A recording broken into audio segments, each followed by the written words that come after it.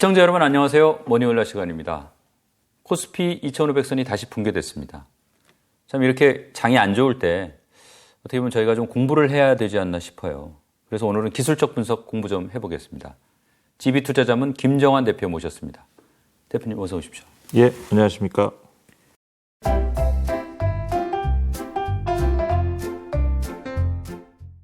우리 김 대표님은 뒤에 보시는 차트의 기술, 차트의 해석 이 두 권의 책을 쓰신 분입니다. 사실 저도 이제 완벽하게 이해를 했는지는 잘 모르겠는데 상당히 전문적인 내용을 다루고 있고요. 제가 이제 피상적으로 알았던 차트나 기술 분석 이런 거에 대해서 갖고 있었던 그런 생각을 많이 바꿔야 되겠구나 하는 그런 일종의 깨달음이라고 그럴까요? 그런 것들을 줬던 책입니다. 좀 쉽지는 않은 책인데요. 투자하시는 분들이 한번 일독을 하시면 투자에 많이 도움이 될 것 같습니다. 대표님, 이 코스피 2500선이 다시 깨졌습니다. 예. 이제 기술적 분석가로서 최근의 주가 흐름 어떻게 이제 판단하고 계신지 궁금합니다. 일단 많은 분들이 말씀을 하시고 언론에도 나와 있지만 이게 이제 강세장으로 가기 위한 전초 단계는 아니었고 예. 한마디로 말씀드리면 베어 마켓 랠리 혹은 죽은 고양이의 반등 정도로 해석하시는 게 맞는 것 같습니다. 네. 그래서 저는 타 인터뷰에서도 말씀을 드렸지만 개인 투자자들 같은 경우에는 이런 반등기를 이용해서 오히려 좀 주식 비중을 좀 줄여나가시는 작업을 하시라 이렇게 말씀을 드렸는데 이런 견해는 역시 좀 계속 유효할 것 같고요. 올 하반기까지. 그래서 기술적 반등 국면 이후에 이제 조정 국면이 좀 단기적으로는 좀 더 이어질 것으로 좀 판단을 하고 있고요. 그렇게 판단하는 근거는 올해 들어서 60일 이동평균선이 예. 일간 차트로 봤을 때 주요 저항선 역할을 했었는데 7월 들어서 이제 한때 60일선을 이제 뚫고 올라가기는 했습니다만은 냉정하게 따져보자면 60일 이동평균선이 이제 지속적으로 이제 내려왔기 때문에 바닥권에서 일어난 현상이었고 아직까지 하락 추세 특히 이제 추세를 전환시키기 위해서는 121선 돌파가 선행돼야 되는데 121선 돌파를 하지 못했기 때문에 하락 흐름은 지속되는 것으로 좀 판단을 해야 될 것 같습니다. 사실 저희가 이제 주가의 저점이나 고점을 잡는다는 게 참 쉬운 일은 아니에요. 네. 근데 어쨌든 우리가 또 이제 투자를 할 때는 자체적으로 판단해서 이제 예상을 안 할 수는 없으니까 이게 기술적 분석가로서 네. 지금 시장 볼 때 이제 저점은 이제 어느 정도일 거라고 지금 판단하고 계십니까? 지금 전체적으로 아직도 하락 흐름이 완전히 끝난 건 아니다. 그래서 기술적으로는 전저점을 한 번 더 테스트하지 않겠나 이렇게 좀 판단을 하고 있고요. 네. 그래서 1차 지지선은 2,400선 내외가 될 것으로 이제 판단이 됩니다. 그렇게 이제 말씀드리는 근거는 이번 흐름에서 최저점이 2,276포인트였고요. 예. 얼마 전에 형성한 단기 고점이 2,546포인트인데 우리가 조정하면 일반적으로 상승폭의 2분의 1 조정을 흔히 말씀을 하시거든요. 예. 그렇다고 보면은 이번 랠리의 2분의 1 폭 조정이 2,411포인트 정도 되기 때문에 거기가 이제 1차 저항선이 될 것 같고요. 예. 또 여러 가지 이제 대외 변수, 미국 시장이라든지 여러 가지 이제 대외 변수로 인해서 시장이 조금 더 급락하게 되면 역시 저점이었던 한 2,300포인트까지도 조정을 좀 염두에 둔 시장 대응을 해야 되지 않나 이렇게 판단을 해볼 수가 있을 것 같습니다. 이게 이제 차트를 많이 보실 텐데 네. 이게 차트 형상 어떤가 좀 궁금해요. 뭔가 이렇게 반전을 기대할 수 있는 패턴 같은 게 나타나는 건 있는 건지. 현재로서는 그런 모습은 좀 나타나지 않고 있고요. 예. 오히려 이제 중기 차트로 봤을 때 이제 우리가 흔히 이제 주봉이라 그러는데 주간 차트를 보면 작년 1년간 머리 어깨형이라고 그러죠. 영어로 이제 헤드 앤 숄더형이라고 그러는데 이게 이제 1년간 형성이 됐습니다. 그래서 이런 패턴의 특징은 뭐냐면은 이게 추세 전환을 나타내는 패턴이거든요. 예. 그래서 그동안의 상승 흐름을 일단 기술적으로만 봤을 때는 전환시켜주는 패턴이었기 때문에 이미 작년에 중기적으로 걸쳐서 추세가 전환될 것임을 예고하는 패턴이 이제 완성되었고, 소위 말해서 이제 하락 추세로 예, 가는 하락 그 추세로 추세를 이제 말씀하시는 반전될 거죠. 것이라는 걸 이제 충분히 암시를 줬고, 특히 이제 올해 들어서는 그 패턴이 완성되었기 때문에 현재 조정 흐름이 좀 진행되고 있다. 그래서 최근에 이제 7월부터 지속된 이제 기술적 반등은 역시 이제 약세 국면에서 낙폭 과대에 따른 기술적 반등이지, 이게 무슨 추세를 바꿀 만한 그런 그 의미 있는 랠리는 아니었다, 이렇게 판단하는 것이 정확한 것이 아닌가, 이렇게 생각이 듭니다. 네. 우리가 흔히 뭐 돈 벌려면 쌀 때 사고 비쌀 때 팔아라. 네. 참 단순한 표현이긴 한데 그게 정말 어려워요. 지금 이제 뭐 사도 되는지 판단이 뭐 잘 안 될 때가 많지 않습니까? 네, 네. 이제 기술적 분석가로서 만약에 조언하신다면 어떤 조언하시겠습니까? 일단 그 뒤에도 이제 말씀드릴 게가 있을 것 같은데, 우리가 이제 기술적 분석만 무턱대고 할 게 아니고 전체적으로 이제 봐야 될 것이 이제 기본적인 분석, 애널리스트들이 그 개별 종목에 해놓은 이제 적정 주가라는 게 있고 투자 의견이라는 게 있는데, 일단 그런 종목들, 매수 의견인 종목들 대상으로 일단 기술적 분석을 해서 매매 타이밍을 잡아가시는 게 좋고, 또 하나 중요한 것은 경기 사이클입니다. 네. 그러니까 경기 사이클상 바닥을 찍고 우리가 그 경기가 좋아지기 시작할 때 주식을 사는 것이 확률적으로 수익을 낼 확률이 더 많은 것이죠. 근데 반면에 이제 경기가 이제 고점을 찍고 하강할 때는 오히려 이제 주식을 하면 안 되는 국면이고요. 그럼 지금 경기가 이제 봄, 여름, 가을, 겨울이라고 우리가 가정을 했을 때 지금이 이제 어느 국면이냐? 지금 한 가을 정도 국면이거든요.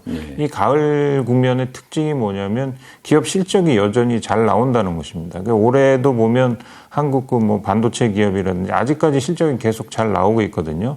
그래서 이제 사람들이 이제 착각하는 게 아직 경기가 계속 좋아지는 사이클 안에 우리가 있구나, 이렇게 착각을 하게 되는데, 가을 국면에는 기업 실적이 그래도 괜찮게 나오는데 이것이 이제 겨울 국면으로 들어가면 본격적으로 이제 기업 실적도 굉장히 좀 나빠지기 시작하는 그런 국면입니다. 그래서 지금 국면에서 판단하면 아직도 주식이 덜 빠졌다, 이렇게 좀 보시면 될 것 같고요. 그래서 지금은 가을이기 때문에 겨울 국면이 아직 남아있다는 것을 염두에 둔다면 주식 투자하기에는 그렇게 썩 좋은 때는 아니다, 이렇게 좀 판단을 하시는 게 옳은 판단인 것 같고요.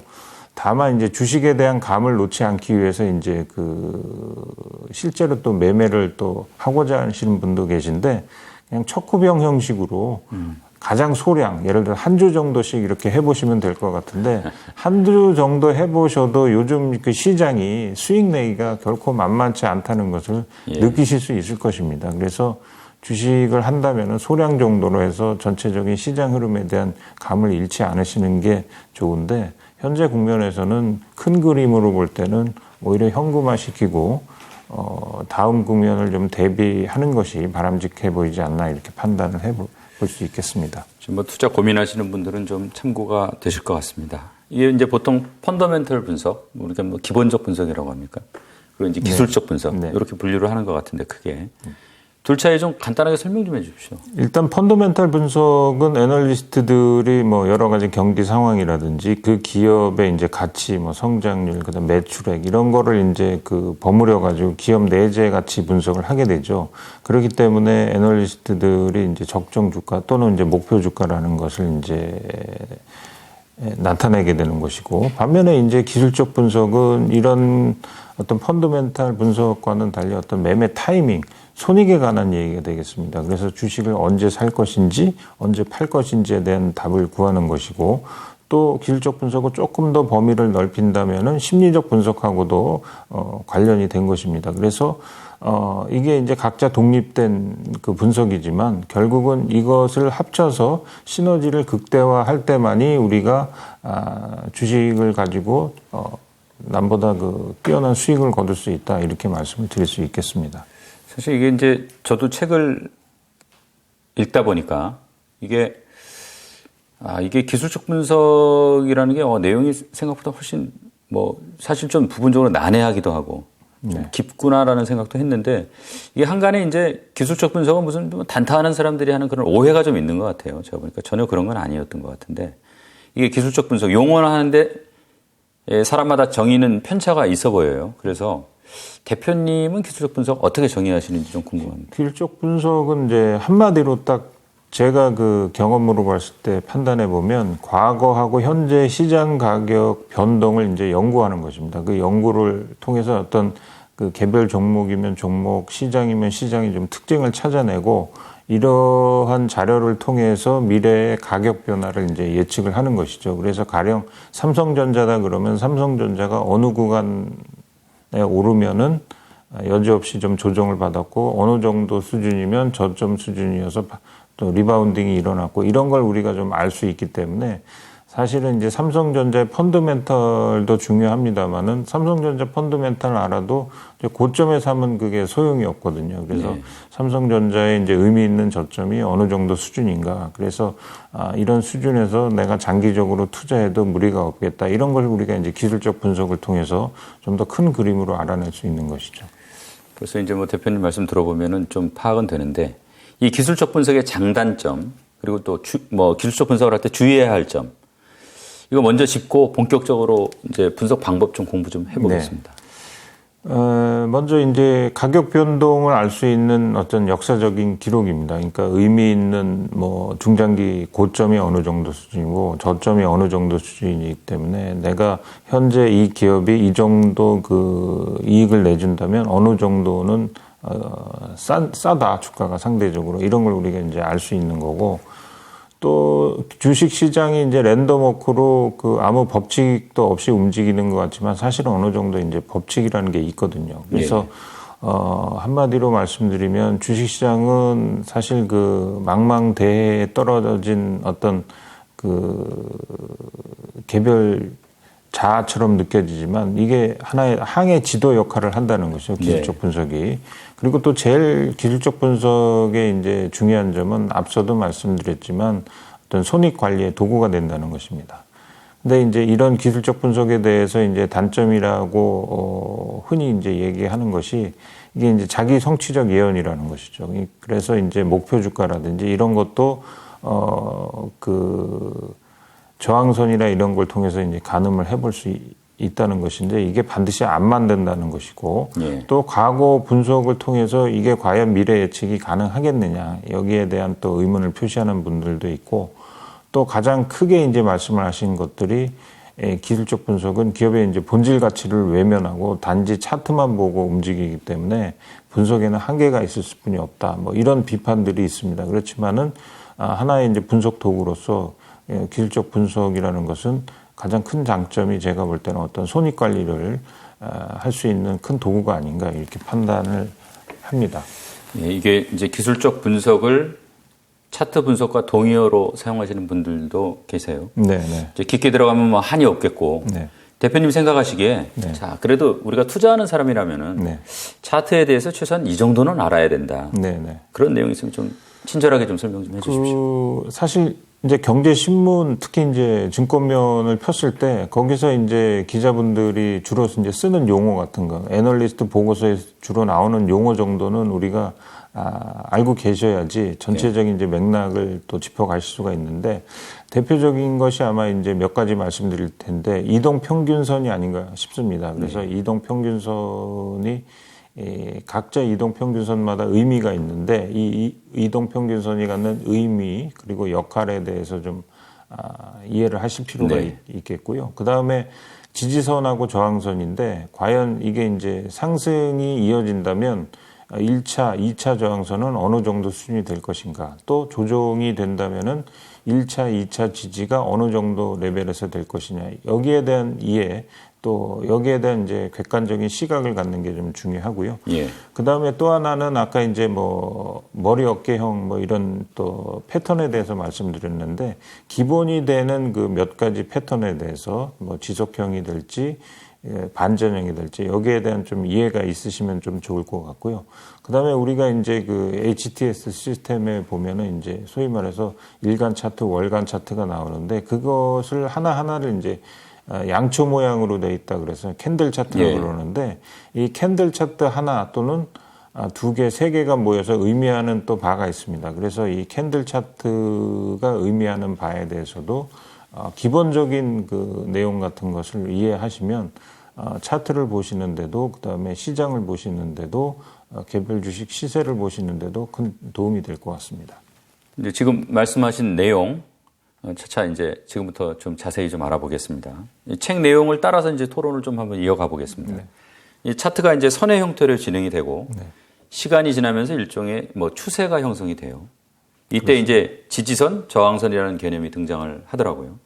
이 지지선과 저항선 어떤 선이고 왜 중요하게 보시는지 설명 좀 해주세요. 지금 화면 보시면은 그 이해를 돕기 위해서 제가 저항하고 지지를 표시했는데요. 예, 예. 그 저항이라는 것은 주식시장에서 시장 가격이 그 이상으로 상승할 경우에 이에 이제 반대하는 이제 매도 세력이 강력해서 매수 세력을 이제 압도할 수 있는 시장 가격 수준이 되는 것입니다. 그렇다 예. 보면 저항선에 이제 부딪히게 되면 거의 이제 필연적으로 조정 흐름이 좀 이어지게 되는 것이고요. 예. 지지선은 주식 가격이 일정 수준으로 하락할 경우에 이에 대응하는 매수세가 이제 강력하게 나타나서 매도 세력을 이제 압도하는 경우입니다. 그러니까 매도 세력을 압도한다는 의미는 결과적으로 이제 매도 세력을 이기고 매수 세력이 뻗어 나간다는 의미이기 때문에 지지선에 그 닿게 되면 그 스프링처럼 이제 시세가 튕겨 나간다는 그런 의미입니다. 네. 그래서 지금 상승장에서 설명해 주신 네, 거죠. 그래서 전체적으로 이제 반등이 나타나는 그 흐름을 보이게 되고요. 그래서 이 그림만 놓고 본다면은 우리가 이제 상식적으로 생각할 수 있는 게 지지선에 그 주식을 사고 네. 저항선에 주식을 팔고 뭐 기계적으로 이렇게 한다면은 우리가 그 일반적인 수익보다도 훨씬 좀 많이 낼 수 있지 않나 이렇게 좀 판단을 하게 되고요. 그 각 그 주식마다 이 지지선하고 저항선이 그 우리가 판단을 할 수가 있습니다. 그렇기 때문에 저항선에 근접을 점차 하게 되면 일단 주식 비중을 좀 줄여놓고 지지선에 근접을 하게 되면 이제 주식 비중을 좀 늘리고 이런 그 전략을 쓰게 되는 것이죠. 이게 사실은 근데 이게 참 일반 투자자들이 거꾸로 하는 경우가 많아서 그렇죠. 그게 참 예. 그런 경우 역시 이제 손해를 피할 수가 없는 것 같아요. 이게 추세를 말씀을 하셨는데 네. 이제 결국은 이제 선의 형태로 표현되는 거 아닙니까? 예. 이 추세선은 어떤 선입니까? 그러니까 추세를 한마디로 말씀드리면은 그러니까 주식 시장에서 가격이 일정 기간 그 지속적으로 또 같은 방향으로 움직이는 것을 말합니다. 그러니까 네. 이런 추세를 드러내는 선인데 추세선에는 지금 이제 그림에서 보시는 것과 같이 크게 두 가지 선으로 나눌 수가 있습니다. 이게 이제 진하게 표현된 부분이 추세선을 나타내는 그렇죠. 거죠. 예. 그 상승 추세선하고 이제 하락 추세선인데요. 그 왼쪽에 보시는 것이 이제 상승 추세선입니다. 이 예. 상승 추세선은 시세에 이제 저점을 연결한 선이 되겠습니다. 그리고 이제 하락 추세선은 오른쪽에 표시한 것인데 고점을 연결한 선이고요. 그래서 저점을 연결한 상승 추세선은 우리가 이제 그 주식 흐름, 상승 흐름이 이제 이어질 것을 어느 정도 이제 판단을 하게 되는 것이고, 상승 추세에 닿을 때마다 오히려 상승 흐름에서는 매수 타이밍이 되겠습니다. 그래서 그 상승 추세선하고 이격이 벌어질 때 주식을 사는 것이 아니고 주식이란 게 뭐 계속 오를 수가 없으니까요. 일정 부분 오르다가는 다시 이제 좀 눌림을 주고 오르고 이러는 모습이기 때문에 우리가 시세가 낮다 또 나는 주식이라 하더라도 이렇게 좀 강하게 오르는 국면보다 한 번씩 이렇게 접을 때 네. 오히려 매수하는 것이 좀 바람직해 보이고 반면에 이제 하락 추세선은 주식이 빠지는 순간에도 그냥 지속적으로 하락만 나오는 게 아니라 일정 구간 좀 반등이 나오거든요. 그래서 네. 우리가 주식이 조정 흐름을 보인다 그러면 무턱대고 매도를 하는 것이 아니라 이렇게 이제 반등이 나오는 국면마다 물량을 조금씩 줄여나가는 예. 것이 바람직해 보이다. 그래서 그런 측면에서 추세선을 이용하시는 것이 매매에 좀 도움이 될 수 있겠다 이렇게 말씀드립니다. 자, 이게 구체적으로 투자할 때 네. 추세선을 이제 어떻게 활용하면은 뭐 좀 슬기롭게 활용할 수 있는 건가요? 그 추세선도 보시면은 이 추세선이 아주 짧을 때가 있습니다. 예를 네. 들어서 뭐 3, 4일 정도 될 때도 있고 뭐 9일이 될 때도 있고 그런데 9일 된 추세선보다는 뭐 9주 된 추세선이 그 신뢰도가 더 높고요. 그다음에 9주 된 추세선반은 뭐 9개월 동안 이어진 그 추세선에 대한 신뢰도가 이제 훨씬 높습니다. 그래서 일단 추세선 같은 경우에는 이 기간이 어느 정도 지금 이어지고 있느냐 이런 것이 이제 도움이 될 수 있고요. 그다음에 예. 조정 국면하고 이제 아까 말씀드린 대로 단기 고점 저점을 이제 판단하고 결정하는데 좀 도움이 되고 있고요. 그다음에 또 시세가 또 크게 변하는 국면에서 추세선 자체도 이제 가파르게 상승하고 하락되는 움직임이 있는데 역시 시세 변곡점을 우리가 알 수 있는데 큰 도움이 되는 것 같습니다. 이 결국은 추세선의 변화라는 게 이제 투자자의 심리 내지는 뭐 네. 투자자의 움직임 네. 이런 거에 이제 변화이기 때문에 중요한 거 아닌가 싶은데 그렇습니까? 예. 그래서 추세선도 이렇게 예를 들어서 45도 각도로 가다가 벼랑간 이게 뭐 한 70도 각도로 각이 이제 확 가파라지는 경우가 있는데 그만큼 이제 시장의 이제 매수 심리가 이제 강화되는 것이죠. 그렇게 되면 그 각이 이제 가파르게 올라가게 되면 이제 점차 이제 과열권으로 진입하게 되는 것이고요. 예. 주식을 보유한 투자자라면 이제 매도 타이밍을 좀 봐야 되는 거예요. 단기적으로는 봐야 되시는 거고. 그 다음에 이제 점차 그 완만하게 하락되던 그 추세가 또 강하게 밑으로 이제 꺾여가지고 또 급락하는 경우가 있는데 이렇게 되는 것은 또 투자 심리가 급속히 이제 악화된다는 것을 또 나타내 주는 거기 때문에 보유 주식을 일단은 좀 전부 처분하시는 것이 또 바람직해 보인다 이렇게 말씀을 드릴 수 있거든요. 그래서 추세의 그 가속화에 따라서 투자 심리가 강화되고 얼어붙고 하는 것이 이제 차트상 보이기 때문에 거기에 대한 또 시장 대응을 우리가 적절하게 할 수 있는 것입니다. 뭐 시장에 맞서지 말고 대응하라고 하는데 네. 차트가 이제 그때 상당히 좀 의미 있는 어떤 그런 판단의 근거가 될 것 같아요. 저도 네. 책을 다 읽고 나니까. 주가가 이제 바닥권에서 거래가 된다는 건 상당히 좀 지루한 일이고 상당 부분 이제 기간 조정이 이어질 가능성이 높거든요. 이제 그 와중에 바닥권에서 이제 거래가 됐다는 얘기는 어떤 특정한 세력이 매수에 이제 집중하고 있다는 얘기가 되기 때문에 일단 우상향할 가능성이 높습니다. 그래서